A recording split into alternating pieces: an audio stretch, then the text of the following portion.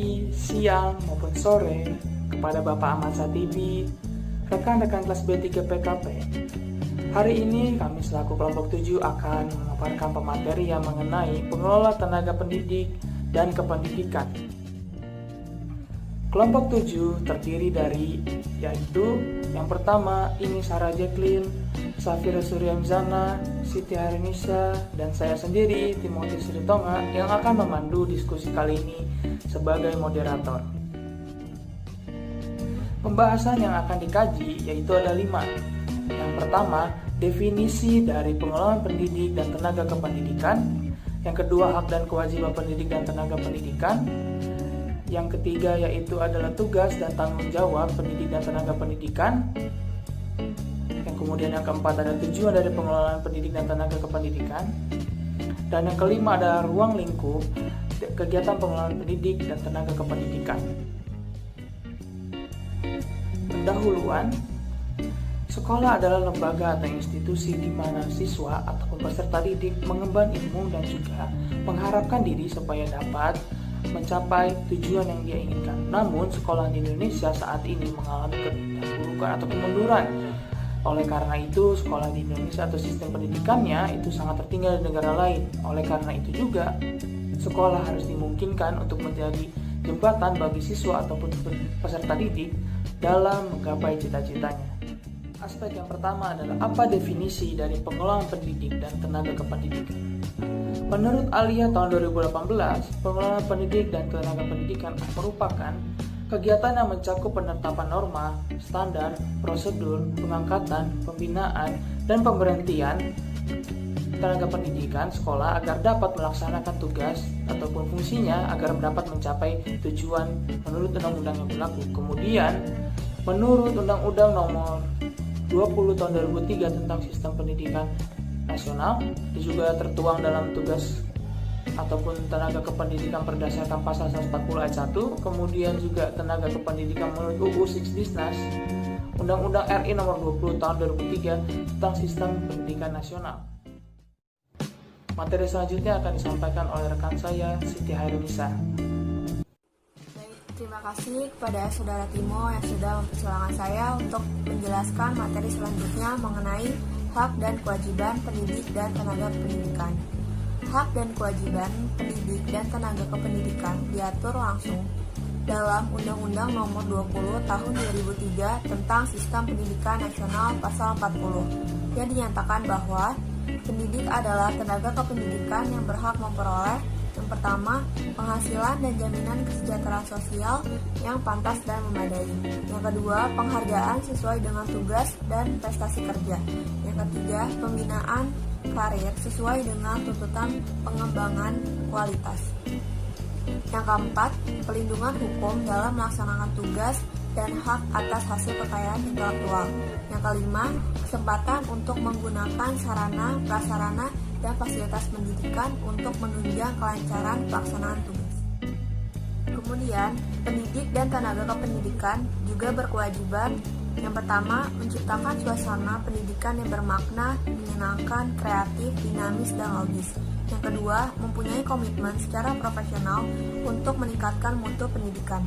Yang ketiga, memberi teladan dan menjaga nama baik lembaga, profesi, dan kedudukan sesuai dengan kepercayaan yang diberikan kepadanya.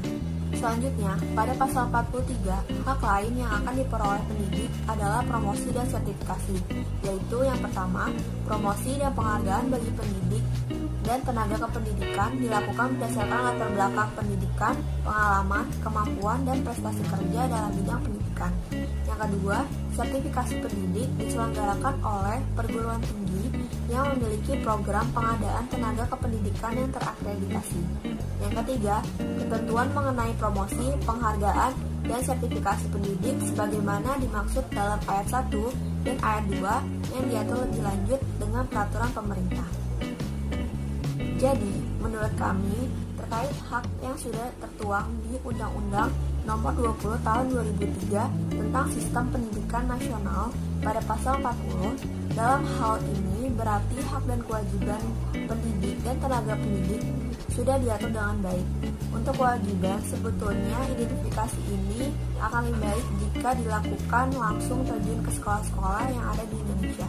Namun, karena pandemi COVID ini, hal tersebut tidak mungkin dilakukan. Maka dari itu, untuk mengetahui lebih lanjut mengenai kewajiban, kami mengharapkan ada kajian lebih lanjut terkait hal tersebut. Untuk pemaparan selanjutnya akan dilanjutkan oleh... Terima kasih kepada Siti Khairunisa.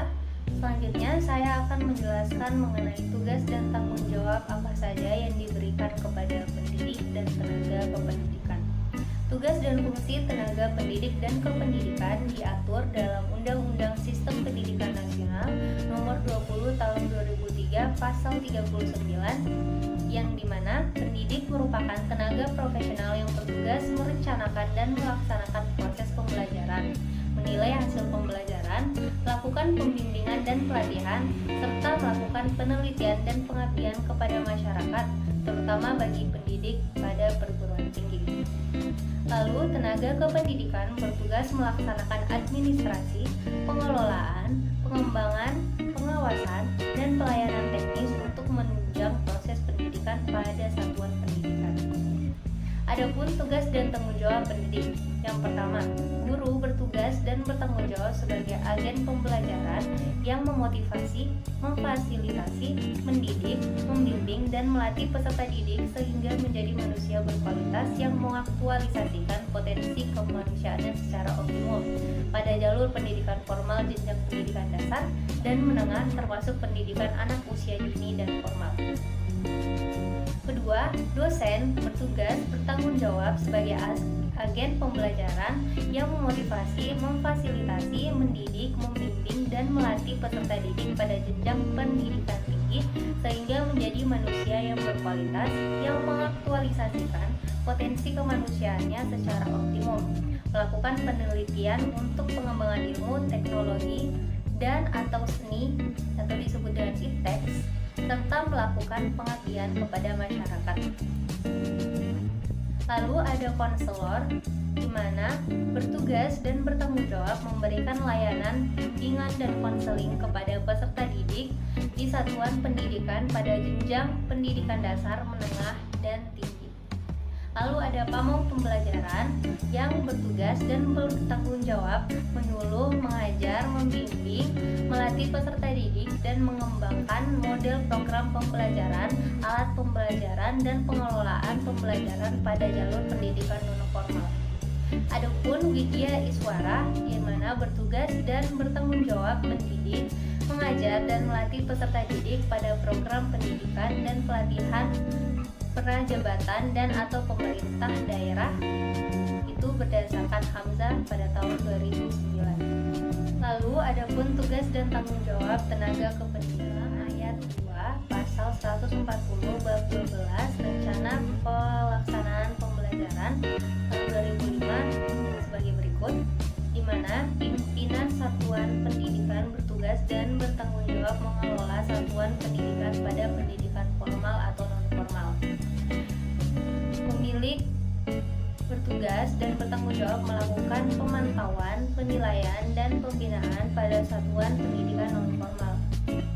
Pengawas bertugas dan bertanggung jawab melakukan pemantauan, penilaian, dan pembinaan pada satuan pendidikan dasar, pendidikan menengah, dan pendidikan anak usia dini jalur formal. Tenaga keperpustakaan bertugas dan bertanggung jawab melaksanakan pengelolaan sumber belajar di perpustakaan. Tenaga laboratorium bertugas dan bertanggung jawab membantu pendidik mengelola kegiatan praktikum. Menurut kami, akan lebih baik bila semua dalam satu koordinasi yang tepat dan diisi oleh pendidik atau tenaga kependidikan yang profesional dalam menjalankan tugas-tugas tersebut. Kendatipun demikian, yang bisa dilihat sekarang ini bahwa masih banyak sekali tenaga-tenaga yang perlu dibimbing dan diberikan fasilitas yang memadai. Baik, sekian pemaparan materi yang bisa saya sampaikan. Materi selanjutnya akan disampaikan oleh Safira Suryani. Baik, terima kasih kepada Ines Sarajeki. Selanjutnya, saya akan menjelaskan apa tujuan pengelolaan pendidik dan tenaga kependidikan. Tujuan pengelolaan pendidik dan tenaga kependidikan berdasarkan Permendiknas Nomor 8 Tahun 2005, Tugas Dirjen PMPTK mempunyai tugas merumuskan serta melaksanakan kebijakan standarisasi teknis di bidang peningkatan mutu pendidik dan tenaga kependidikan pendidik anak usia dini, pendidikan dasar, pendidikan menengah, dan pendidikan non-formal. Ada pula tujuan lain pengelolaan tenaga pendidik dan kependidikan, ialah agar mereka memiliki kemampuan, motivasi, dan kreativitas untuk pertama, mewujudkan sistem sekolah yang mampu mengatasi kelemahan-kelemahannya sendiri. Kedua, secara berkesinambungan menyesuaikan program pendidik sekolah terhadap kebutuhan kehidupan berupa belajar dan persaingan terhadap kehidupan masyarakat secara sehat dan dinamis. Yang ketiga, menyediakan bentuk kepemimpinan, khususnya menyediakan kader pemimpin pendidikan yang handal dan dapat menjadi teladan. Selanjutnya, apa ruang lingkup pengelolaan pendidik dan tenaga pendidikan? Ruang lingkup ini terdiri dari pertama, rekrutmen. Rekrutmen terdiri dari seleksi, orientasi, dan penempatan. Hal ini dilakukan untuk mendapatkan tenaga pendidikan dan pendidik yang berkualitas serta memenuhi prinsip direct man on direct place. Yang kedua, ada pembinaan. Pembinaan pendidik dan tenaga pendidikan dilakukan melalui pendidikan dan pelatihan, pemberian kompensasi, penggajian, pemberian kesejahteraan, kenaikan pangkat, penilaian pendidik, dan tenaga kependidikan serta cuti pegawai. Pembinaan dilakukan dalam upaya mengelola dan mengendalikan pegawai selama melaksanakan kerja di lembaga atau sekolah. Dan yang ketiga, ada pemberhentian dan pemensiunan. Hal ini merupakan konsep yang hampir sama, itu sama-sama terjadi pemutusan kerja. Nah, istilah ini biasanya digunakan pada lembaga pemerintah atau bagi pegawai negeri. Alasan pemberhentian bisa disebabkan oleh undang-undang, keinginan perusahaan, keinginan karyawan, pensiun, kontrak kerja berakhir, kesehatan karyawan, meninggal dunia, dan bahkan perusahaan likuidasi. Baik, terima kasih kepada pemateri yang telah memaparkan pematerian kali ini. Tibalah di akhir dari diskusi kali ini, saya sebagai moderator akan membacakan kesimpulan. Pengelolaan pendidikan dan juga tenaga kependidikan menurut Alihan tahun 2018 merupakan suatu kegiatan yang mencakup penetapan norma, standar, prosedur, pengangkatan, pembinaan, ataupun pemberhentian guna mencapai tujuan dari sekolah itu sendiri. Menurut hemat kami, sekolah tidak dapat berdiri sendiri. Sekolah harus mendapat dukungan dari instrumen-instrumen tertentu, lembaga ataupun individu yang berkompeten. Selain itu juga peningkatan dari pendidikan itu sendiri atau mutunya itu sendiri, kualitasnya itu sendiri harus ditingkatkan. Sekian kami dari kelompok 7, kami mengucapkan